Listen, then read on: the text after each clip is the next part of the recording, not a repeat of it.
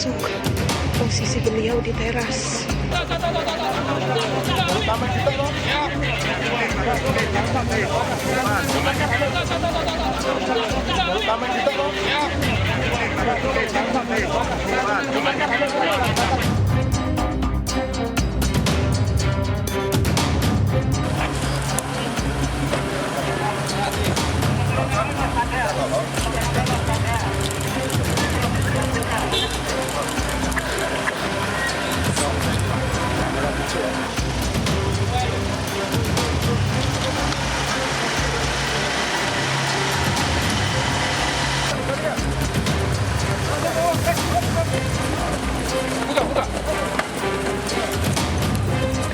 Jangan tangan.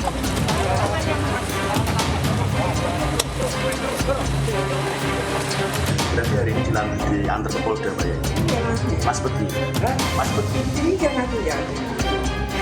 Tak usah. Sama.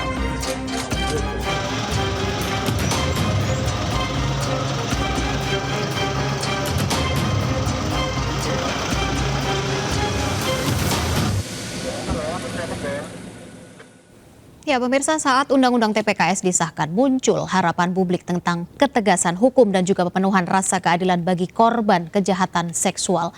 Namun hingga hari ini, sepertinya jalan untuk penegakan hukum kekerasan seksual di negeri ini masih penuh dengan liku-liku. Contoh yang terjadi adalah di Jombang, Jawa Timur hari ini. Polisi kesulitan untuk menangkap tersangka kasus dugaan kekerasan seksual. Dan ironisnya pemirsa, begitu banyak massa yang justru mendukung pihak tersangka. Sudah bersama kami pada malam hari ini melalui sambungan Zoom, sudah ada Pak Nahar dari Deputi Perlindungan Khusus Anak Kementerian PPPA. Kemudian ada juga Ibu Reni Kusumawardani, pakar psikologi forensik, dan juga ada Mbak Samara Amani, aktivis perempuan. Selamat malam Pak Nahar, selamat malam Ibu Reni, selamat malam Mbak Samara. Memiliki perasaan yang samakah dengan kami semua, geram dan gemas gitu dengan peristiwa ataupun drama yang disajikan di Jombang, Jawa Timur hari ini? Saya ke Pak Nahar terlebih dahulu. Pak Nahar, Anda melihat bahasa kami adalah drama yang disuguhkan dari Jombang, Jawa Timur. Melihat dari upaya yang dilakukan oleh para penegak hukum begitu ya untuk berupaya menangkap pelaku atau menangkap tersangka ini, tapi belum membuahkan hasil sampai dengan malam hari ini. Komentar Anda Pak Nahar? Ini tahapan dalam penegakan hukum, di mana sebetulnya proses awal sudah dilakukan, lalu kemudian sudah P21 sudah ditetapkan tersangka. Sekarang tantangannya adalah pihak penyidik harus menyerahkan ini ke kejaksaan gitu ya. Hanya persoalannya kan mau dilimpahkan ke kejaksaan, tetapi tersangkanya belum berhasil ditahan. Ini jadi menghambat gitu ya proses penegakan hukum, sehingga ini nanti akan banyak konsekuensinya. Nah, poinnya adalah bahwa ini persoalan yang sudah sangat lama gitu ya. Artinya bahwa kejadiannya sendiri di mana para korban, sebagian korban adalah masih berusia anak, lalu kemudian sekarang sudah dewasa. Lalu kemudian tantangannya adalah bahwa ketika kejadian itu juga proses pembuktiannya tentu panjang. Nah, sekarang di hadapan kita proses ini sedang berlangsung. Kita berharap sih bisa dilaksanakan dengan sebaik-baiknya gitu ya, karena kita juga punya catatan bahwa ketika aturannya sudah ada, lalu kemudian SDM atau pelaksana dari penegakan hukum ini sudah melaksanakan tugas, maka tinggal didukung dengan proses kesadaran masyarakat, paham bahwa kita harus patuh terhadap hukum. Ya, semua harus tunduk pada hukum, lalu kemudian biarkan itu berjalan, lalu kemudian ketika memang bersalah, maka harus dinyatakan bersalah. Kalau memang tidak bersalah, maka proses inilah yang nanti akan membuktikan itu. Ya, kita lihat juga ada upaya penghadangan sebenarnya dari para simpatisan yang ada di pondok pesantren ini. Apakah memang ini juga membuktikan bahwa memang kesadaran dari beberapa masyarakat kita kaitannya dengan kasus kekerasan seksual ataupun pelecehan seksual maupun juga kaitannya dengan penegakan hukum ini terbilang masih kurang, Pak Nahar? Ada dua kemungkinan ya. Pertama bahwa belum memahami bahwa menghalang-halangi itu adalah perbuatan yang dilarang gitu ya. Karena kalau dilakukan maka itu akan kena sanksi gitu ya.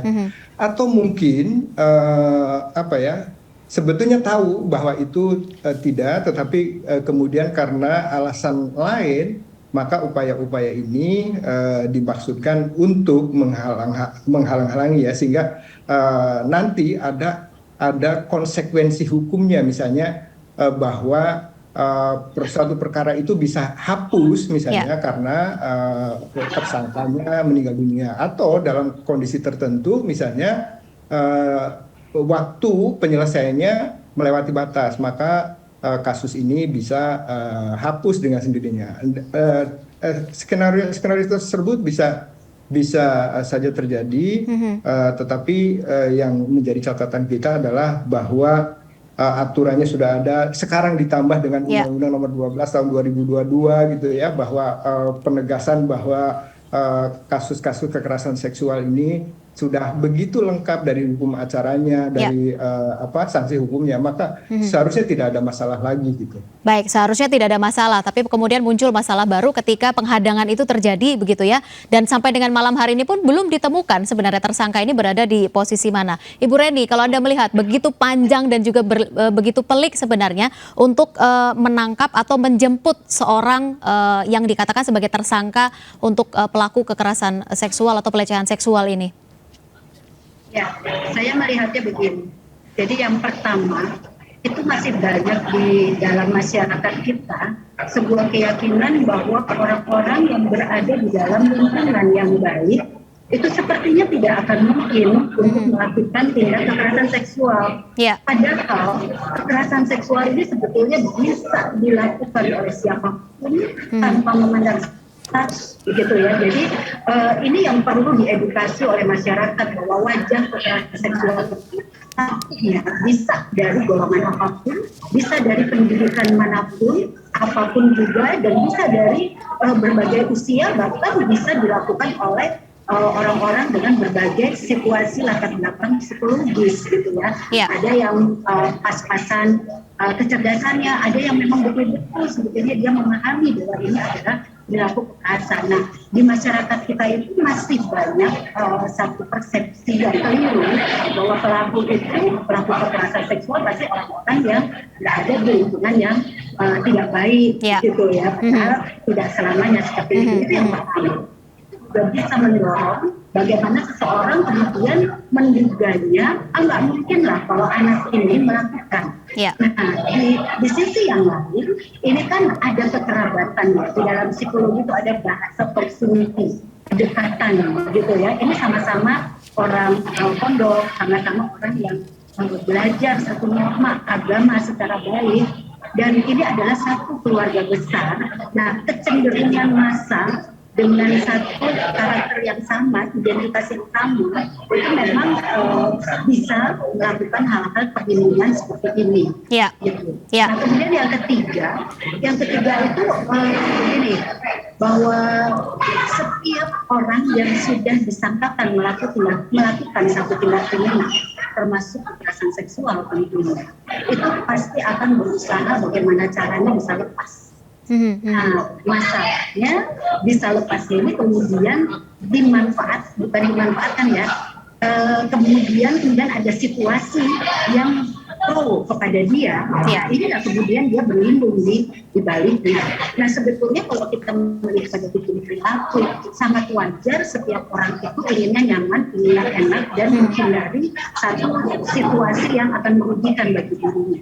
Nah, disinilah diharapkan adanya sebuah kesadaran. Hukum harus tegak, lingkungan juga harus mendukung sebuah penegakan hukum.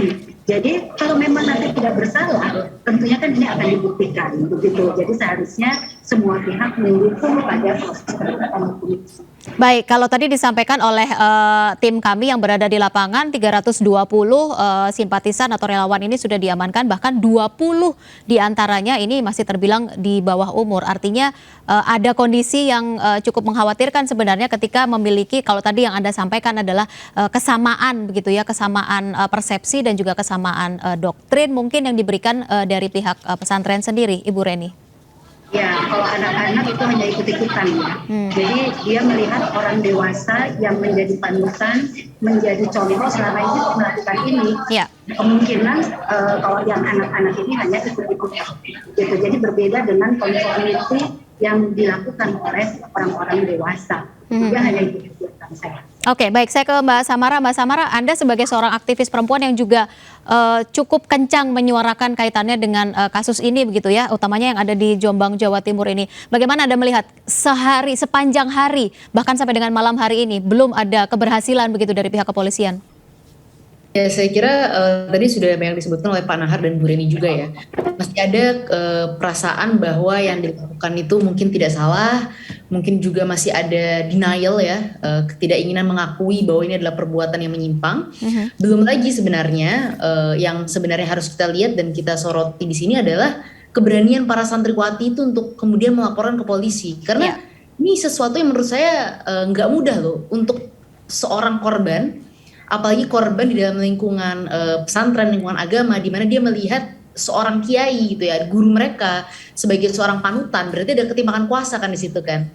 Tiba-tiba mereka menyadari bahwa apa yang terjadi pada diri mereka itu bukan sesuatu yang baik-baik saja, ini bukan sesuatu yang harus diselebrate gitu. Ini bukan suatu bagian dari pendidikan yang saya terima, ini adalah suatu pelecehan, dan mereka pergi ke kantor polisi melalui berbagai macam trauma, melalui berbagai macam tekanan, dan bisa sampai ke sana dan melaporkan. Itu menurut saya udah satu kemajuan yang luar biasa dalam misalnya sejarah kekerasan seksual dan pelaporan, dan bahkan keseriusan Polda Jatim sendiri pun itu juga harus kita apresiasi. Ya, baik, artinya memang sudah ada keberanian begitu ya dari pihak korban ini untuk melapor dan juga bersuara. Tapi tidak semua korban ternyata berani untuk menyampaikan apa yang terjadi begitu ya pada dirinya. Lalu seperti apa sebenarnya pendampingan yang bisa dilakukan oleh korban jika memang kasus ini sampai dengan malam hari ini belum bisa terselesaikan? Kita boleh berbincang lagi nanti Bapak Ibu, Mbak Samara juga sesaat lagi. Pemirsa tetaplah bersama kami di MNC News Prime.